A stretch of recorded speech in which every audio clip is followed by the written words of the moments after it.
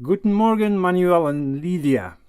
I've been told that you're living in Germany, which is quite a surprise to me because I thought that Natasha didn't have uh, any friends in Germany, but apparently I was wrong, and she's right. And that's why I'm addressing in German to you, because Natasha doesn't speak German. So, guten Morgen und herzlich willkommen. Right, Natasha? Guten Morgen, Herr Roman. Good morning. You can call me Mr. Roman or Well, I'm Romy. actually okay. So, anyhow, we are here in summer season, episode 2, and our topic is sleep or schlafen.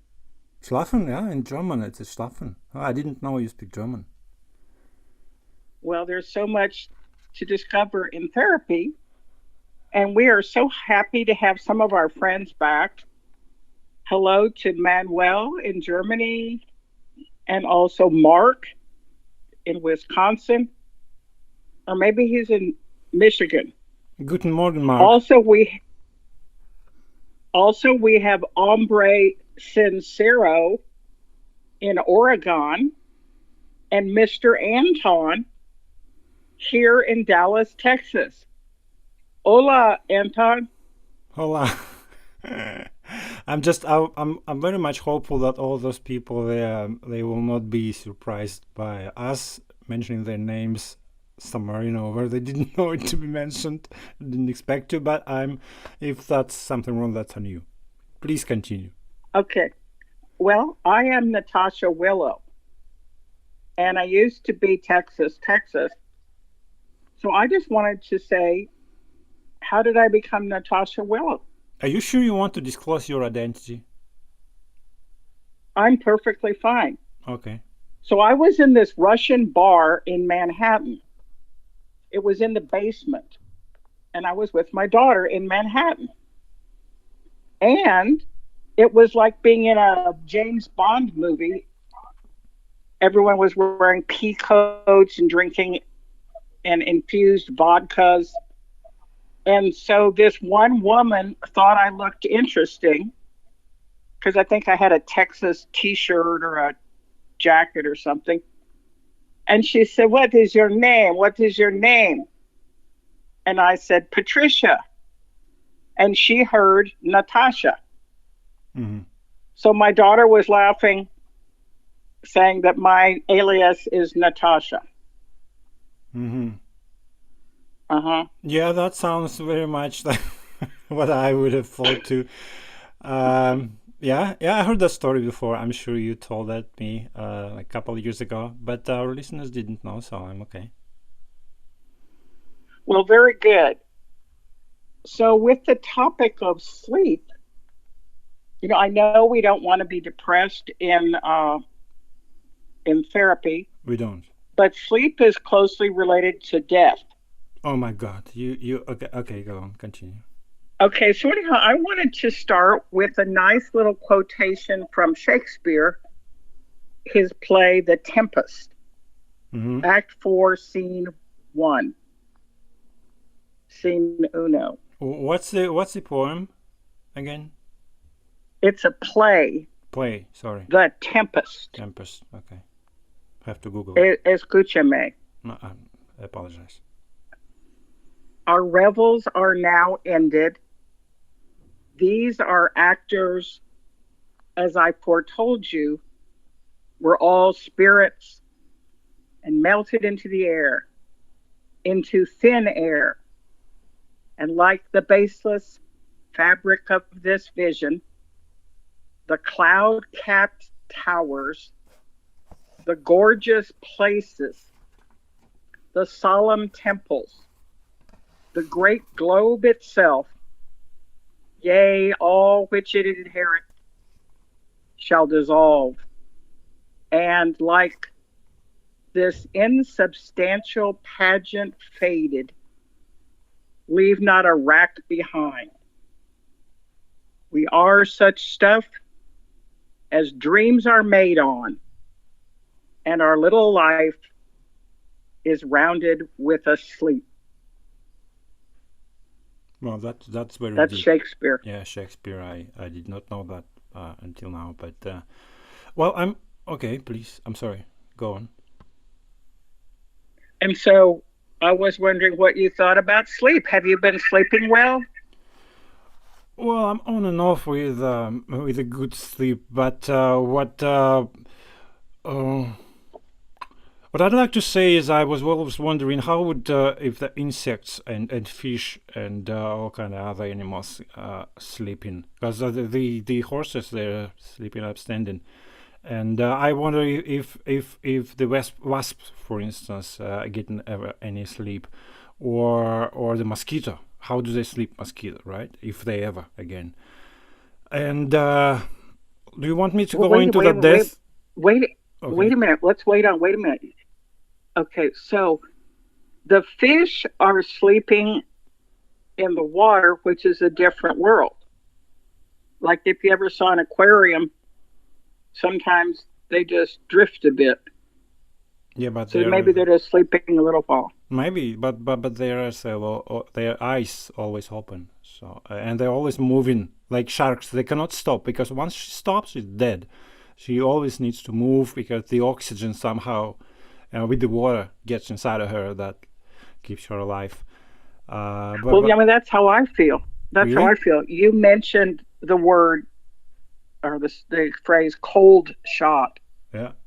That is a famous song by Stevie Ray Vaughan, who's a Texas musician. Hmm. And I love to dance. And I feel that as long as I'm moving, my right hip doesn't hurt. Well, But once I get home, then it kills me. you know, in the big sport, in the Olympic kind of level sport, they they say that once the player stops playing, he's basically become an invalid, or because all this rotation of blood. Adrenaline. How do you call it? Yeah, yeah. That. Adrenaline. Mm-hmm. Mm-hmm. What's the word again? Adrenaline. No, not the adrenaline, but the blood. When you move in, the blood gets oxygen to your joints. I don't know, Right. whatever. And once you stop, the blood stops moving, and not enough oxygen gets to your vital organs, and that's why it hurts. But Well, I've heard that, and also there's some different sleep disorders. There is restless leg syndrome. That is when somebody is asleep. If we looked at you while you're asleep, we would see your leg jerking, like it would just flinch. yeah, that's That's called. a disorder. Yeah, well, I'm not sure if that's a disorder or not, but I've read it somewhere that the body kind of shuts off all the other system except brain while you're sleeping. That's why you're not moving when you sleep, even if you're running in your sleep. And but that's called the rapid eye movement, I guess, the dreaming sleep all those weird dreams. Did you ever had lucid dreams? Yes, yes, but just a minute. Wait a minute. When I was young, when I was a teenager, I guess when a lot of hormones kicked in, I was a sleepwalker. You were. And my family lived in a 2-story house. And my mother would tell me that I would walk out of my bedroom, down the stairs, go into the kitchen, open the fridge, and get a snack, eat it, and then go back upstairs and go to sleep. But I didn't believe her because I was not aware that I was sleepwalking. And then she opened the refrigerator to prove to me that some yogurt was missing. Do you know how scary that sounds? It's like the Blair Witch movie. I don't know if you watched it, but Yeah, really, Blair Witch Project. I guess No, the thing is we have our conscious mind. For example, I'm conscious that I'm speaking with you on the phone.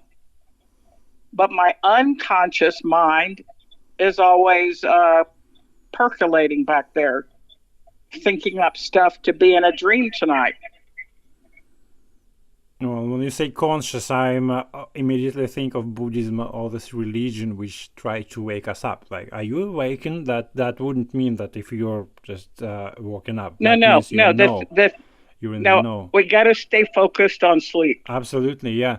So, speaking of these weird dreams, do you have any recurrent dreams which I don't know? Sometimes you remember it twice, 3 times, 4 times a year. Oh yes. Oh, what is it? Could you share it, or is it too Okay. personal? Okay. Well, I've always been in the classroom. So my whole life I've been like a teacher, a professor, and I get very attached to my students and to the place where I'm teaching. So about 10 years ago, I was in a small car accident. Well, it wasn't small, I got whiplash in Houston.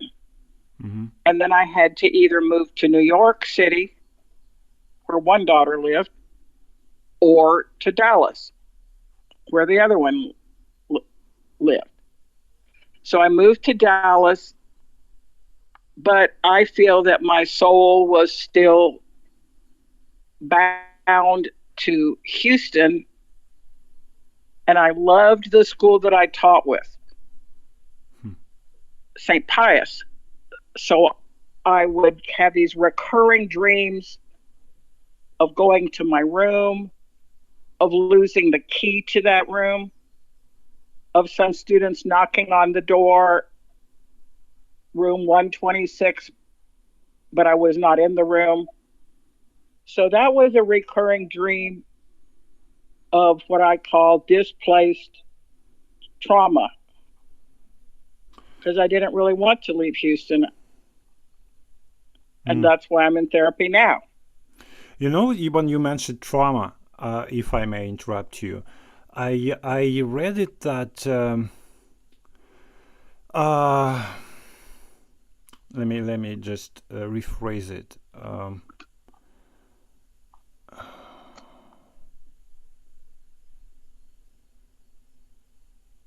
No, I can't remember it now. That when we sleep, the body somehow trying to get rid of those traumatic events which you had in your waking life, and yeah, it's like repairing. Yeah, exactly. But it's even more. It's not about physical or body, for instance, legs or head or legs or hands, but about your brain mostly. It's not about physical what's the word? It's like a tear restoration. In the soul. Mm-hmm. Well, that's a metaphysical already. That's but from the scientific point of view, it just lets your brain to again to let go of those traumatic events which you had in real life. Otherwise, you wouldn't be able to cope unless you sleep. To cope. Well, you knew that they say there is a Russian proverb that in the morning. I don't know if there's an English equivalent or not. In the morning, let me think how to translate it. Or just say it in Russian first. That the morning is smarter than the evening. Sounds like this. Not maybe smarter, but wiser probably than the evening. Yes. Do you have something like that in English? Because I can see many similarities in many languages across all cultures, and probably you have something like that everybody has a clock and an internal clock. So I am always better making decisions early in the morning after some sleep. And then late at night, I have all the accumulated stuff of the day, and it's kind of stressful. So anything that happens after 8 o'clock at night, I try not to pay any attention to. Yeah. Well, you being a woman, I mean, I read it that women need 20 minutes more sleep than men.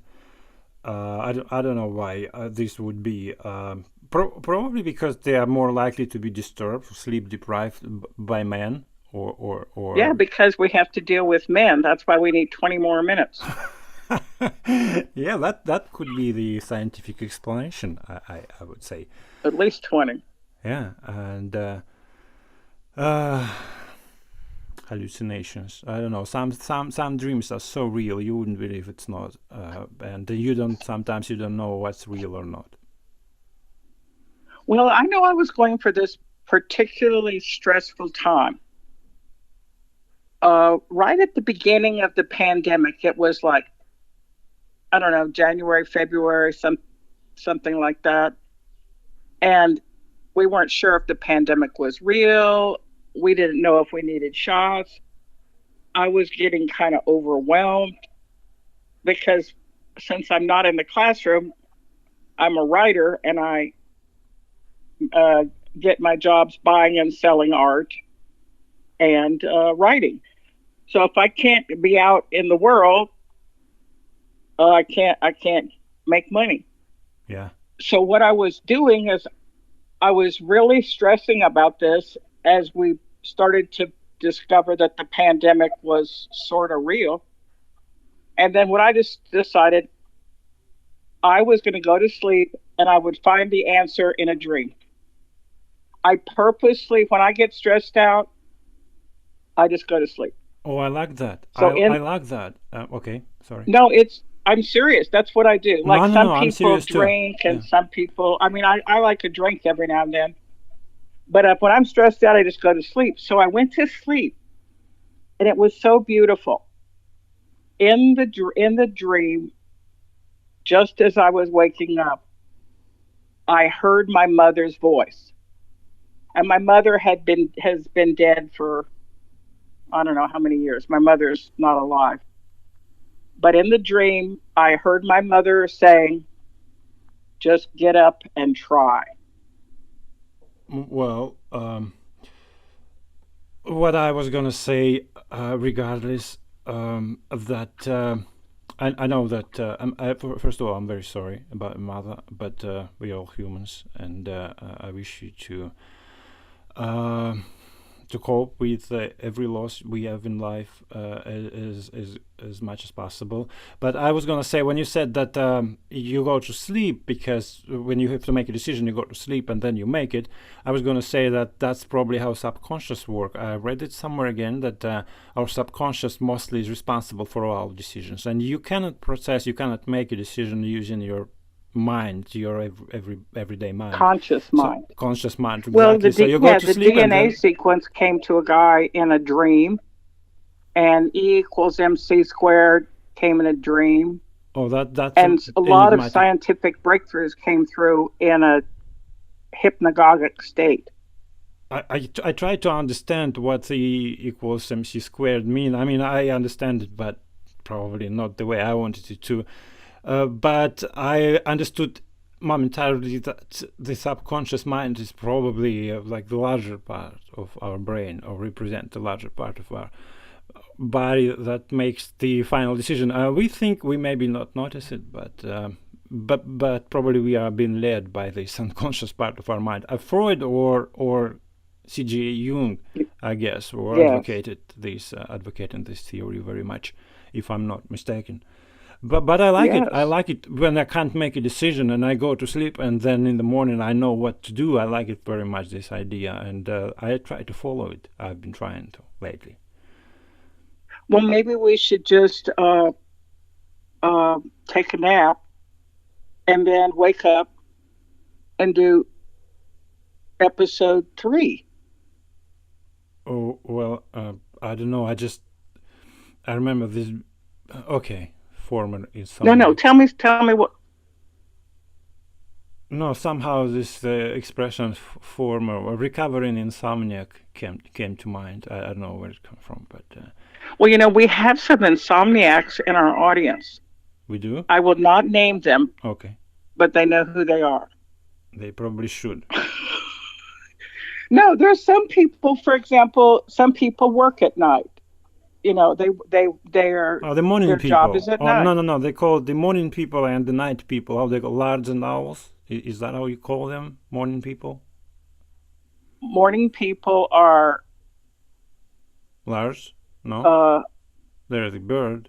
And then Owls are at night. Morning is supposed to. I don't know. Isn't the nightingale no, I don't know, announcing the morning? is there such a bird as lard? I don't know, not lard. I don't remember Yeah, the it's word. yeah. I It's in another play by Shakespeare in Romeo and Juliet. Really? Yes. Oh, that's a tragic story, tragic love story. I just do you know Romeo was 13 years, I guess, and Juliet was in 10 or 11. No, she wasn't 10. How old was she? 11? Well, she was this is like teenage love. Like they're fighting and they're forbidden romance, and you can't do that when you're 10. You got to be a teenager. It's funny you started with the comparison of sleep being some kind of death-like condition, and we're finishing up that episode with the story of Romeo and Juliet, which you know how it ended. It ended very happily ever after. Really? No, but maybe it is because I wonder what would have happened if they got married, if they still Well, it love each would be other. like Anna Karenina and Vronsky. Like these fated lovers always it never really works out very well. Do you know when Karenina, the day of her death, was 28 and Bronsky was 23? Did you know that he was 5 years younger than Anna? Well, I know that his mother was very proud of him for taking on this married older woman so that he could have some kind of racy Reputation. experience. Yeah. Yeah, but she wasn't proud when it was put into display, when it's become well-known fact, and he decided to marry Anna. But I remember that. I don't know. That's different for you probably because I'm a man. We can. I don't know how the world works. Actually, we are so much unlike each other. But and I thought Well, that people. Okay. well, another thing about Anna Karenina, she captured Vronsky like a spider. She's like the femme fatale. No, And then she once loved she him. had him, I'm sure she he loved got him. bored and he wanted to go hang out with his friends because men can never be happy with just one woman. They have to always be carousing around. And so she was taking laudanum, and that was like supposed to help her induce sleep.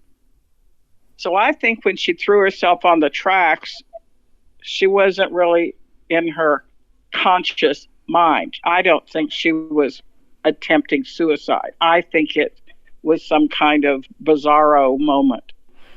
Do you know anything about Wheel of Sansara? It's a Buddhist term. Say it again more slowly. Wheel of Sansara, if I'm not mistaken. Sansara? Yes, Do you but know it? can we do episode 3 about that? Yeah, we can do episode whatever number it should be. It's just that I was gonna say that they consider us uh, mm, Illusions. illusions. Exactly, the whole world is illusion. But I want to make it episode 3 because this is going on kind of long for our listeners. Yeah, absolutely. Define long though, because sometimes I think 10 minutes is way too long, and sometimes I think 1 hour is too short. But again, yeah, I agree. We just started after a long. We were on sabbatical, and now we're back again a year after. And Yes, we are. yeah, And exactly. if our listeners will wait a few minutes, we're going to record episode 3. And let's just call it the Wheel of Samsara. Yeah, and let me say in German, Träumsus. Träumsus means sweet dreams. See, Ah, I'm smart. Yeah. very good. You are smart. Say it in Spanish. Sueños bueno or something. I don't know. Damn, you're smarter. You're smarter than me. Yeah, I wouldn't. I Something wouldn't. like that. Yeah. Buenos noches. Good Buenas night. noches. Yeah, good night. Yeah, that I know. Okay then. So we say goodbye for now, and Good, see you too. goodbye. See you soon. Bye bye.